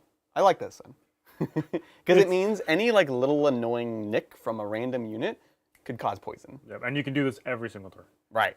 But it is specifically fight phase. That is my only hang up Yeah. on it, and it cannot be It would be so good if it the was shooting. vehicles. Oh my You know, gosh. it has to be Rex, essentially, because it cannot be the... Oh, can it be the... No, you can be a vehicle. The target excluding can't be a Oh, vehicle. I understand. Because this is Okay. it's true poison. Got it. So, You know what? I'm okay with this. yeah, I'm on board. it's cute. Shooting would make it very good. I think it would be too much. Probably too much, truth be told, but it would be cool. This one's 2 CP. Okay, right. 2 CP, Distillers of Fear, fight phase, Coven unit that has not fought yet. They get, oh gosh, devastating wounds only when you're attacking a unit that has been battle shocked. This is the second way that Covens have been, how to say this, PG terms, let down in this book, is they have this half measure of battle shock. There's kind of a battle shock theme, probably not enough to make it worthwhile. Yep. Is there any sort of battle shock that's worthwhile? It was the Abominant and then nerfed that. So it's 2 CP, they have to be battle shocked, and it's dev, which is like, what? Who? You got to roll 6s? It's so conditional, it's so expensive, you're never going to use this. Moving on. Connoisseurs of Pain, 1 CP, your shooting phase or the fight phase. Armor Contempt for anything. Oh, okay. Except if you're a Coven's unit, you get a pain token at the end of the phase if you're still alive.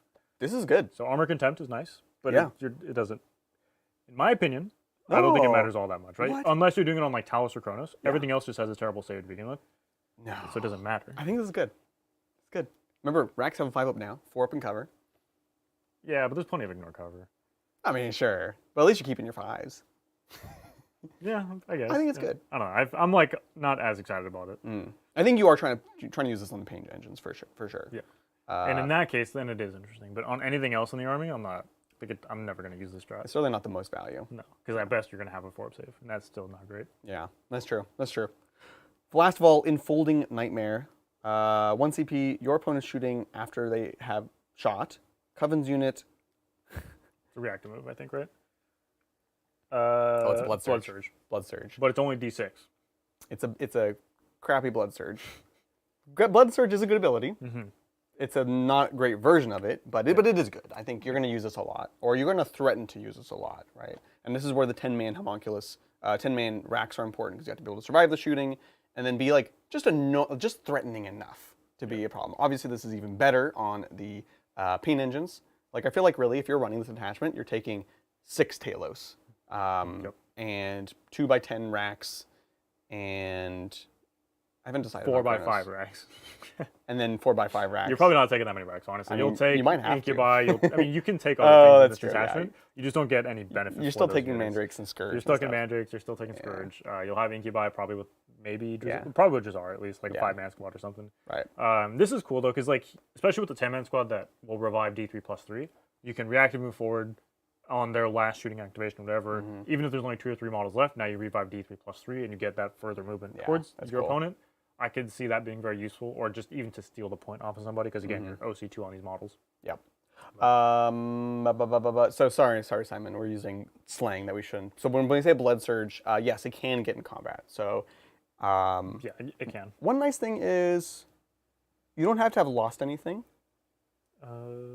which is good. Yeah, you just have to be that's selected as often a target. requirement. which makes it even better on the paint engines. Yeah. So yeah, move D6 inches. You have to move towards the closest, closer to the closest enemy, and then you can get in combat. So it's cool.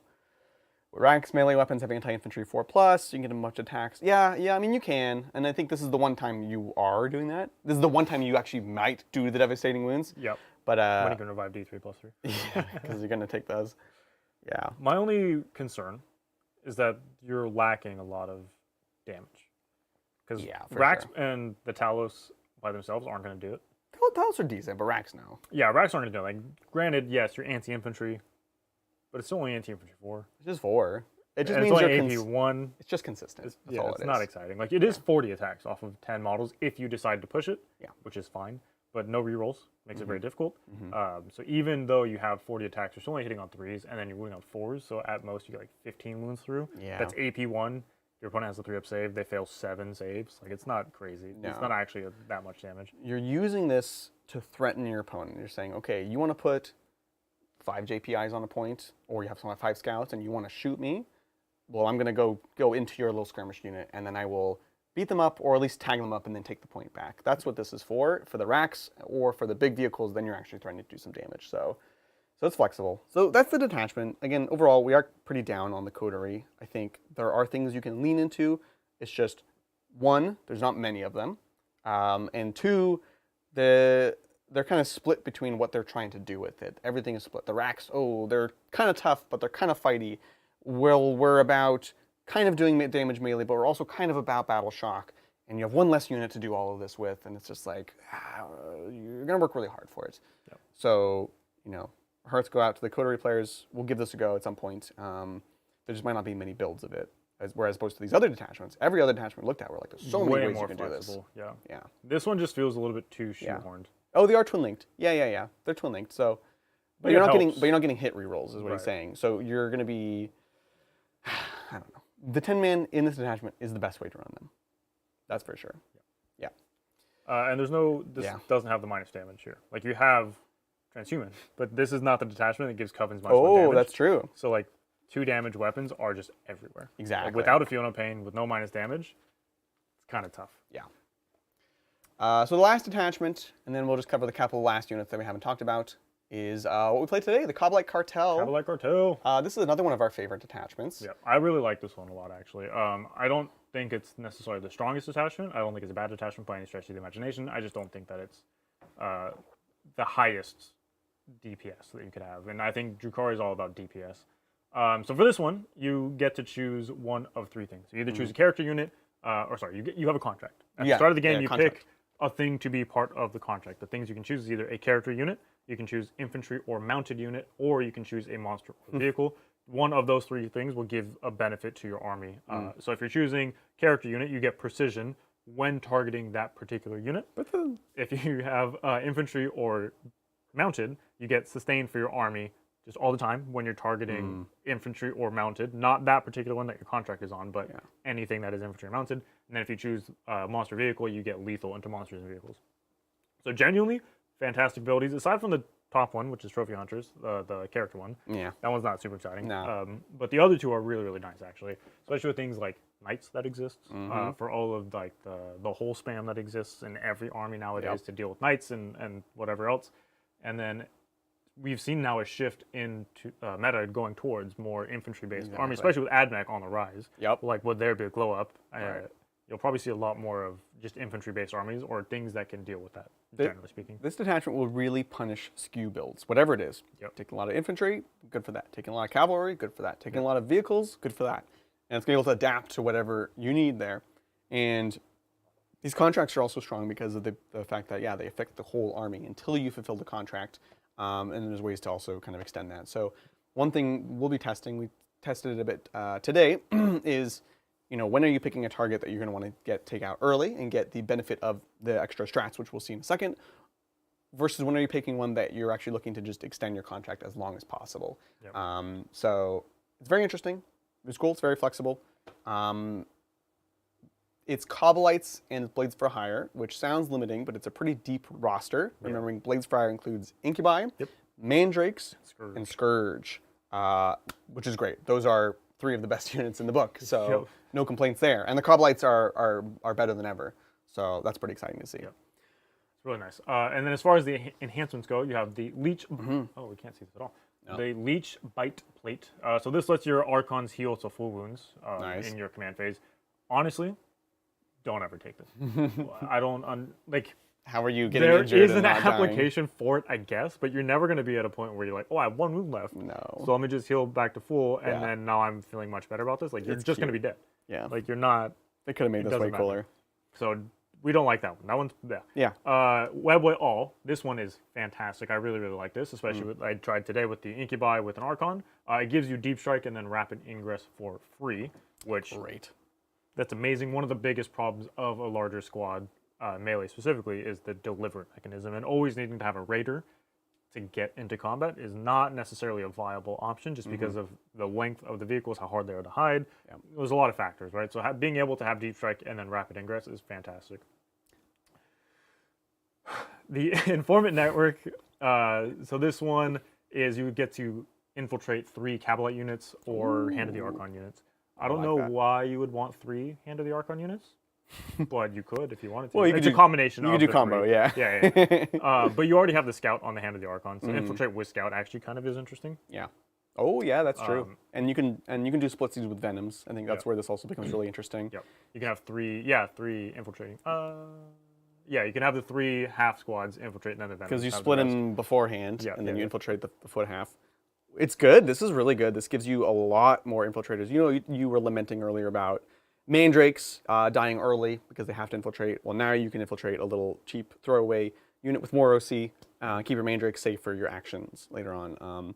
This is quite good. It is an investment. Like, for example, today we didn't do it because you're spending points on other things, and that is going to be a challenge here because you get a lot of stuff, but you also fill up quite quickly. Yeah, it's a lot of packages. Like, you have a lot of stuff, but it's all like a package of things. Right? You have the character with the enhancement plus the unit they're in plus the vehicle. All those things have to be together. Yeah. You can't take one. If you lose one, you don't take any of them. Yeah, if that makes sense.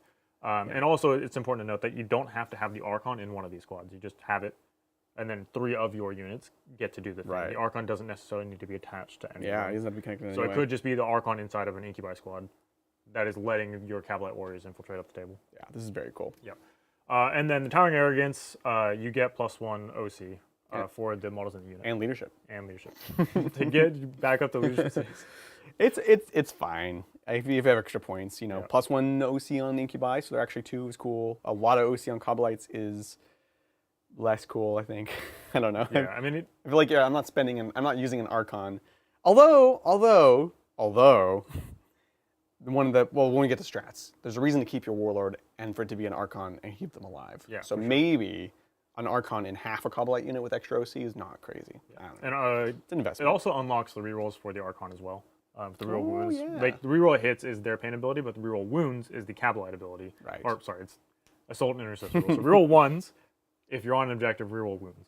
The Archon, again, it's not my favorite data sheet. It's good, but it's not exciting. It's not actually anything to write home about. No. But their melee with the Soul Trap is fine, I guess. And then adding the rerolls on top of that makes it good. Yeah, and then you have some extra OC. It's like what we said earlier, like, they're not a reason to write home, but if you have something else that's worth to write home about, you can also write about the Archon when you're writing home. Yeah. You're like, oh, P.S. P.S. The Archon was also there. Dear diary. But yeah, so these 2 are probably my favorite. The Webway All and Informant Network, the infiltrating, and then also the free Rapid Ingress. Yeah. Genuinely really good. Exactly. To open Voltel Pops is pretty good, though. It is. It's just you are still paying a chunk of points for these Archons, and their rolls are diminished or been passed off onto other units now. So you're really looking to have an enhancement or a stratagem that you're looking to use them. Whereas before, you just take them because they're good. Full hit and wound rerolls on units empowered. That was just great. Yeah, it was. Give me 3 of those. Yeah, you know? Insane. Yeah, but nowadays, again, diminishing returns for sure. Yeah. Double cross. So this is a strat I tried to use, but could never really find the timing in order to use it. It's so cool. This one is, you have a unit, 2 units in combat, one of which is Blade for Hire, one is just any other thing, or Cabal and any other thing. Yeah. You can have the opponent, whenever they target your unit, pass off the saves that you would have to take onto a different unit that's also in combat. Chan was lying to us earlier. We're not crazy. Sorry, you finish. I'll sorry. I'm so upset. You cannot target vehicles as the friendly unit. to pass wounds off to. Oh, what the heck? Well, we didn't do it. It was fine. No, we didn't. But Chad was like, "This is what you want it for." Yeah, for Kronos. Yeah, specifically. But yeah, like Adrian said, you can pass off the saves that you would have to take on that particular unit onto a different unit that your opponent didn't necessarily It's target. so cool. However, caveat to this, Yeah. they take damage, or excuse me, they take mortal wounds equal to the damage characteristic of those particular attacks. So if it's a bunch of 3 damage attacks and they have to take 4 saves, the other unit would now take 12 mortal wounds. Yeah, and it's one at a time, so One it at a will time. spill over. Yeah, so that is a great way to clear out your own units. Yeah. So you have to be very, very careful what you're using it on, and I would caution you into using it on things like Primarchs, for example, Yeah. Primarchs? Oh, yeah. Yeah. that all have d6 plus 1 damage or 4 damage or whatever, you know? It's a great way to turn their strikes into sweeps. Yeah, honestly. I think this is a good use for racks because they have those extra wounds. Yep. So you can pass them off that. But if it's more of a situational thing, like if it happens, and it's nice, and you can throw off your opponent and have your valuable incubi or whatever live. Then that's the thing. But you're not going to be using this every turn. It'll be like keep an eye out for this. Try to line it up.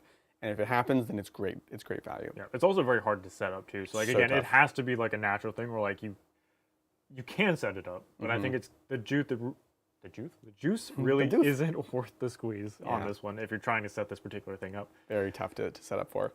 The next one, Taken Alive. This is the most flavorful detachment by far. This is why I think it's my favorite detachment, just because of how flavorful it is. It's awesome. Taken Alive, 1 CP. You pick a Drukhari unit that has not fought yet. You get +1 to hit. And if you're, do you have to fight? No, you don't have to fight the contract unit. If you do kill a contract unit as a result of these attacks, then your whole enemy's army has to take a battle shock test. And they do say you don't get more than 3 You're not going to get 3 anyways, but you know they thought that would be too strong. This is great. +1 to hit in fight phase, already great. Yep. Upside of going against your contract, getting bonus, and then shadow in the warp everyone, genuinely great. And additionally, if you do manage to kill your contract and make everybody take the battle shock test, your contract, when you complete it, you get 3 or pain tokens, which we didn't mention when we were talking about the ability, but if you kill your contract unit, you get 3 pain tokens. So this is in addition to those 3 pain tokens, which is probably why they capped it, just so you couldn't get like 6 or no, like 7 more. or whatever. You can get 6. You can get 6, but you can't get 6 just off the battle shocks. Yeah, right. So that's fair. Another great strat, Tailored Toxins. Yeah, this is crits on 5s into your contract unit. Blah. So it's shooting or fight phase, Cabal or Blades for Hire. So again, this could be Incubi, this could be, I guess it actually could be Scourge as well. Yeah. I didn't even think about that. No, Not that they have like Sustain or anything, but I guess if you wanted to take their Splinter Cannon. They will have Sustain or Lethal because of your contract. You're right, you're absolutely right. It's like crits on 5s, actually. Pretty good. This is way better than I thought. With the unit that rerolls everything? Yeah, it's really good. Right? Wow, okay. Yeah, definitely. So 1 CP, crits on 5s. Fantastic. That is not too shabby.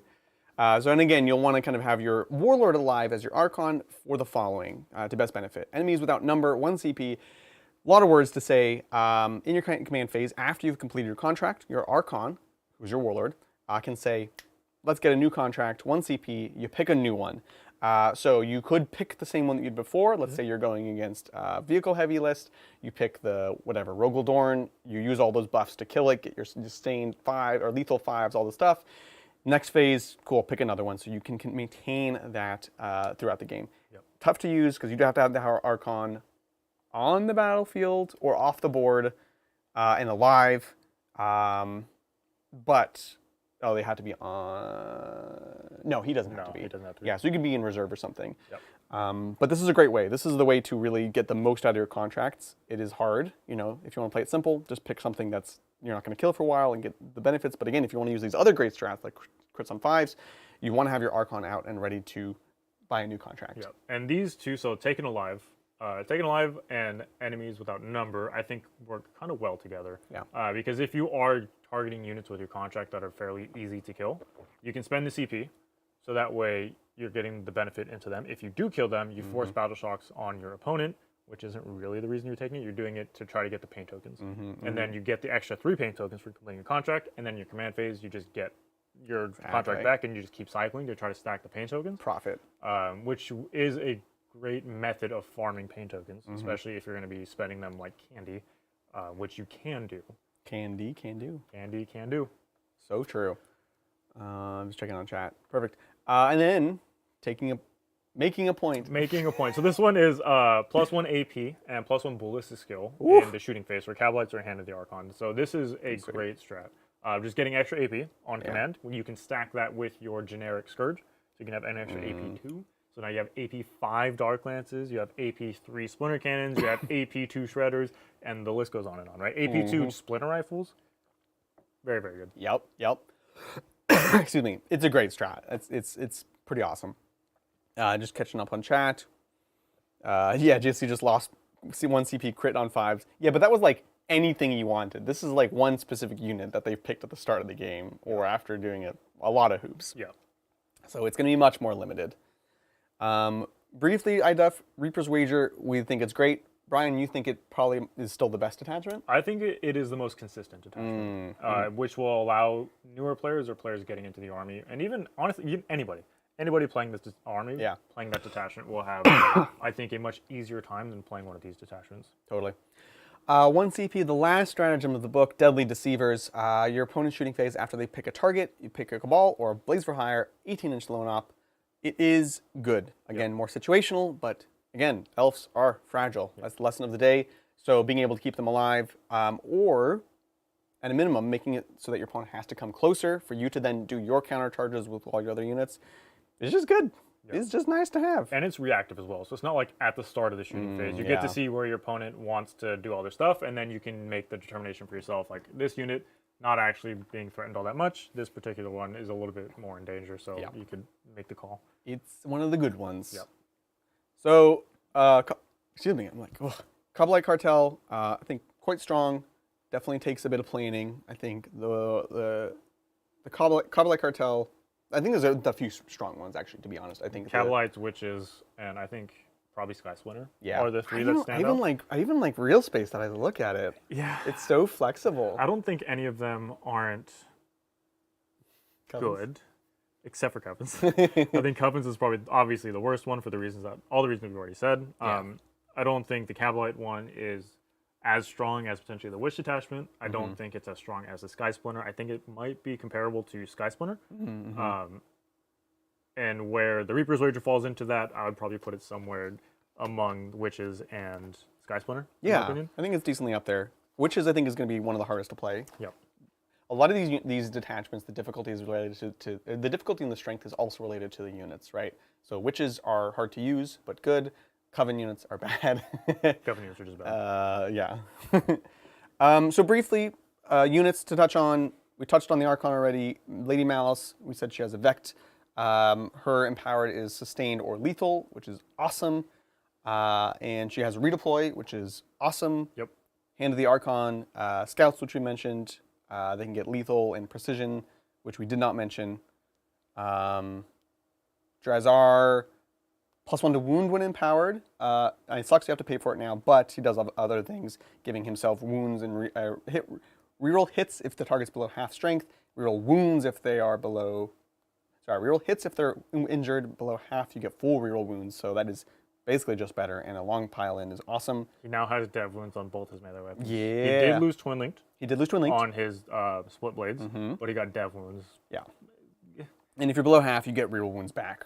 But you got to work for it. Incubi, as we mentioned, up to strength 5 finally. Empower them for dev against infantry is not super exciting, but if they're with the Drazar, you are probably empowering them anyways for +1 to wound. Yeah. Still have the battle shock, but it affects all units now, which is great. Cabalites have sticky still, but we've mentioned they're empowering as well. Lilith, great as ever. It may have gotten slightly better, but she gained precision. All of her other abilities are there in some fashion. So she still fights first. She still has her once per game go Super Saiyan. And then she still can give +1 strength and AP to Witches, but that is now the ability to lock behind the pain token. Makes sense. Succubus are weird. They are very cheap, and they basically act as a buffing unit. They give the unit they join sustained. If she's targeting a character, you can reroll hits and wounds. And if you kill a character, you get a CP back. The important thing is their empowered ability is... actually, that's not that important. It's reroll hit charges or advances. Which is fine. It's cute. Yeah, like whatever. Yeah. I'd rather spend a pain token than a CP. I'll say that. Yeah, that's true. That's very true. Witches are genuinely great. Advance and charge for a pain token. They still have desperate escape at -1, which is great. And importantly, gladiatorial weapons. are back. Yes, and they're genuinely good. Yes. Like, genuinely. They give you strength 4, AP 2 weapons. Yep. And you can have, what, 3 of them? You get 3 of them, yeah. And So they they can go to actually AP 3 with Lilith, and it's just AP 3. It's a AP huge 3 melee upgrade. is not super common. No. Outside of like characters and such. Mm-hmm. So this is actually really, really good. Great strength. And they go up to strength 4, I believe, right? They started, so they 4 here. Strength 5, and then goes 5 with drugs. Yeah, strength 5, AP 3. They could be strength 6. Yeah. If you give Lilith. It's great. Yeah. Reaver jet bikes, still pretty interesting. Auto advance 8 with a power from pain token. By and large, still similar, still good. I want to try a big squad and see how they go in the with detachment. Hellions finally saw glow up. As we said before, they needed just a couple things. They got some of them. They're not infantry. That's one of the things they need. That's a crime. But they did get lance, so now they have lance and sustained hits. And then their empowering is +1 attack, +1 strength. They're already strength 4, goes to 5, and they have a reactive move. So they are genuinely actually great, and great for the points. 5 of them for 85 points is a great brawling unit. Yeah, they can skirmish extremely well to try to get your early pain tokens just to generate those as quick as possible. Exactly. And then really quick, Simon is asking if witches have anti-infantry. They do not have anti-infantry. They don't actually. That's They interesting. are just strength 3. 3, yeah.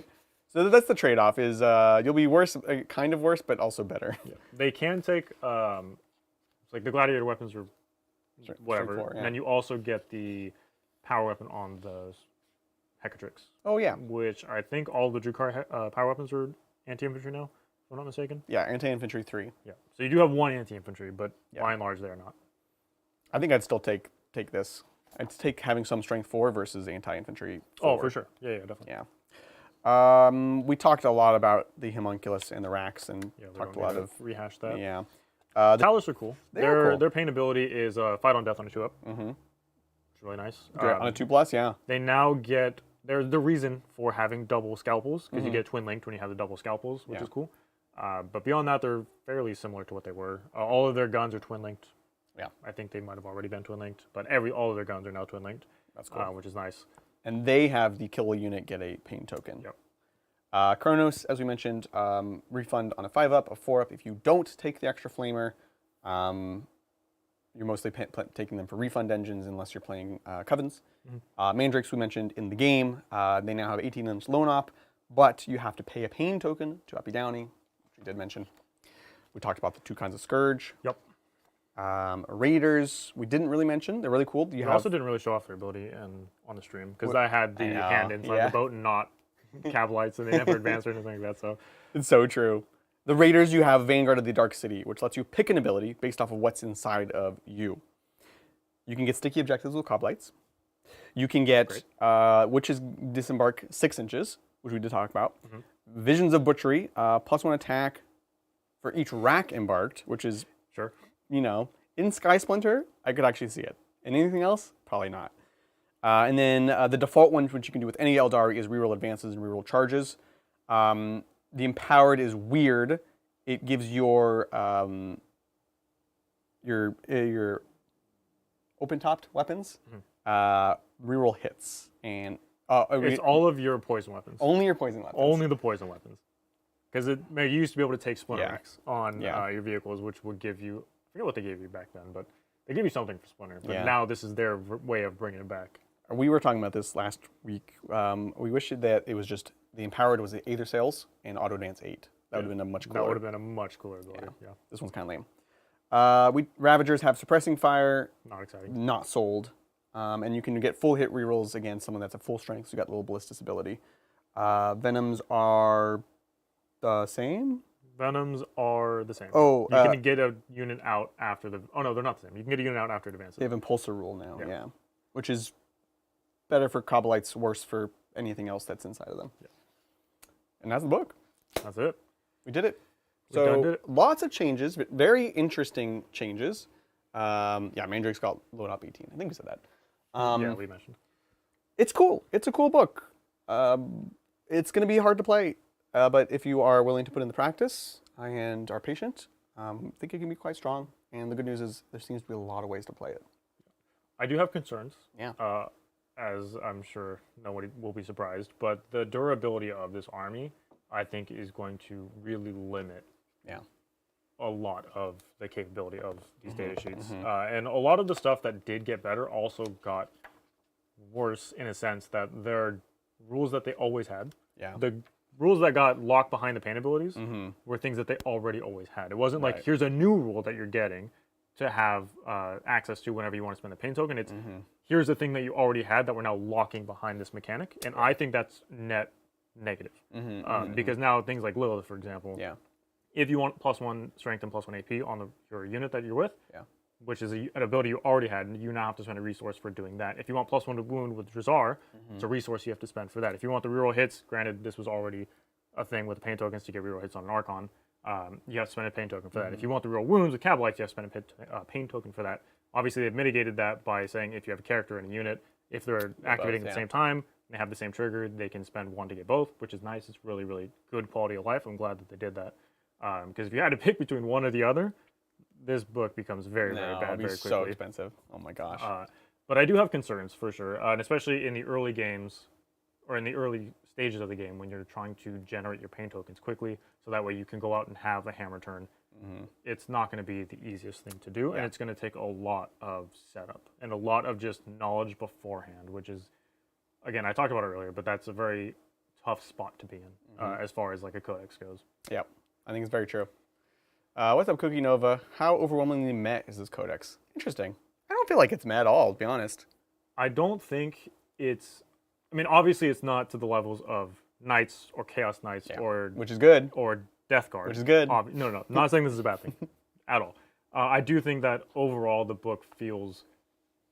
To me, personally, it feels worse. Because you're losing out on a lot of things all at the same time. You're losing out on your rerolls.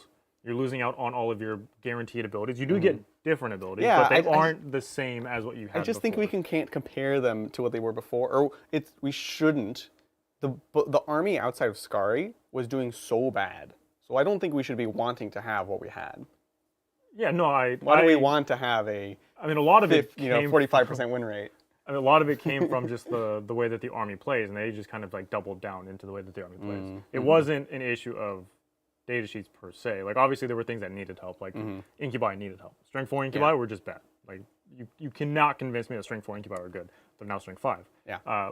But their rule that they got is not super exciting. Like you're going to use it because you're using Drazar's ability, or you're going to use it because you're using the Archon's ability to get reroll hits on him. It's not something that you're going to use if you don't have a character in the squad. Like it's not exciting. And again, because you don't have the rerolls, and again, don't want to keep saying more rerolls is good for the game because it's not. But I don't know overall, what you want. The power of the army is lessened. And we even saw in the game today that because I didn't have rerolls, I struggled a lot. And -1 to hit is going to cripple this army in a really, really big way, I think. Because you don't have ways to ignore modifiers anywhere. You don't have ways, like you do have some random ways to get bonuses to hit, like in the Cabal Detachment that we just played. But by and large, -1 to hit is really going to suck.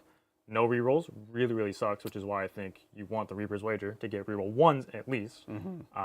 So I definitely have concerns, for sure. And I don't want to make it seem like this is all like rainbows and butterflies or like all doom and gloom because it's not. No, it's a good mix of both. Yeah. But again, it is what it is, I suppose. Well, we'll have to try out and see. Someone did ask for Crusade, which we won't go in a bunch of detail. But look, you can get toxin distilleries and flesh markets. So I think that's a win. You can get raid craft workshops and gang territory. What the heck are these? These aren't like good things. These aren't things. Why are they written sideways? That's so annoying. There's like so you're getting territories and you're fighting over different things and you have benefits from them.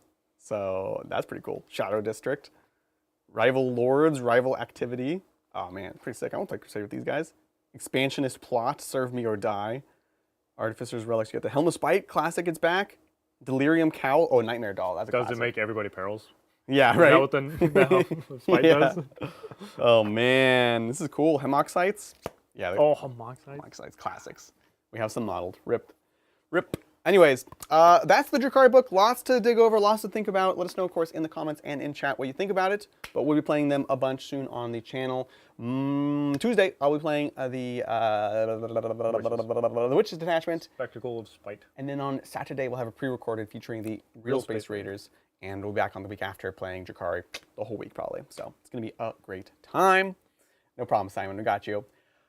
That was a lot. That was a lot. Really appreciate everyone taking the time to hang out with us and give your thoughts. That's going to do it for us. We'll catch y'all next time on the tabletop. Bye. Bye.